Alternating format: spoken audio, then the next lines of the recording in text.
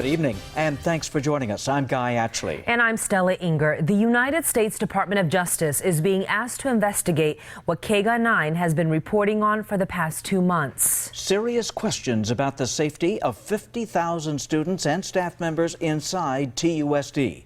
The call comes from 2 of the 5 Tucson school board members, Michael Hicks and Mark Stegeman.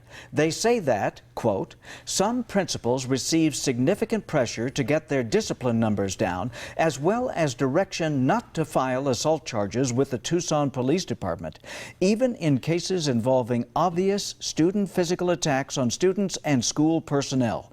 Principals were told that this new direction was based on the federal desegregation court order, which is grossly misleading. Quote, we are more concerned than ever about the safety of our students and personnel and understand even more clearly why students and teachers, as well as site administrators, are fleeing TUSD.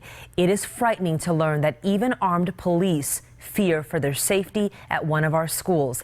The entire situation is indefensible. The call for the U.S. Justice Department to investigate comes after weeks of KGUN-9 coverage exposing the issues. And here's a portion of what investigative reporter Valerie Cavazos has uncovered in her digging into and cross-checking what are substantially inconsistent school records with police records. As TUSD changed to a more lenient discipline policy that included restorative practices to reduce suspensions and expulsions district-wide. But sources say some students took advantage of it.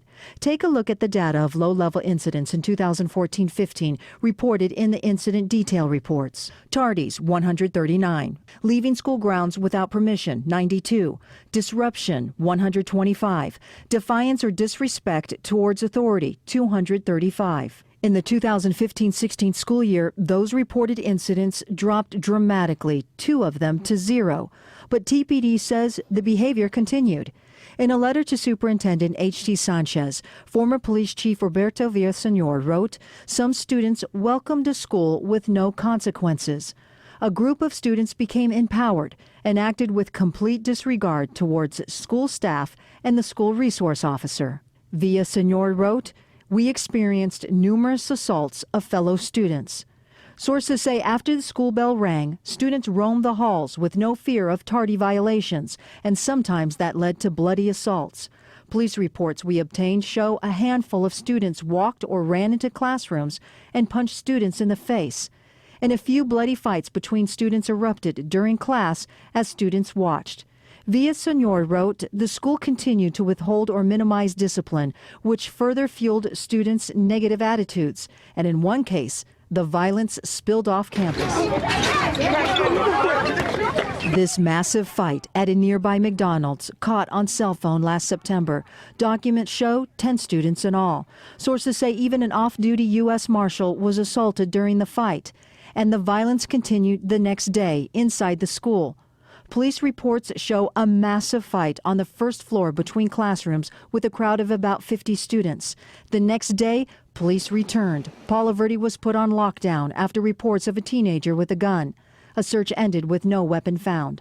Then came the death threats. Rumors of a hit list surfaced, names that included the TPD school resource officer. Guns, assaults, death threats. The SRO feared for his life and alerted his superiors. But it wasn't just the students and the SRO in danger. Villasenor wrote, students began directing their threats and disrespectful behavior towards school staff, and staff experienced numerous assaults. For example, TPD reports reveal a student delivered a powerful punch to a substitute teacher's kidney. A student running away from a classroom fight assaulted an assistant principal that left her left hand bruised and swollen. Under state law, hitting school staff is aggravated assault, but TPD reports show administrators told the SRO that staff did not wish to prosecute per TUSD policy.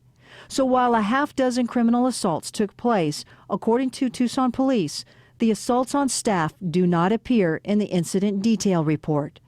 Sources say when the SRO addressed the alarming safety issues with the principal, Eric Brock, he said his hands were tied and the district doled out the discipline. And school board member Hickson Stegeman went on to say, quote, governing board members should not learn of such profound problems through media exposure or other external sources, but withholding important information from the board, or at least the board minority, has become common practice. We are calling for an immediate external investigation by the Department of Justice. Now, due partially to still needing to work through many of these issues, TUSD has now delayed the new discipline policy to either January or the start of next school year in 2017.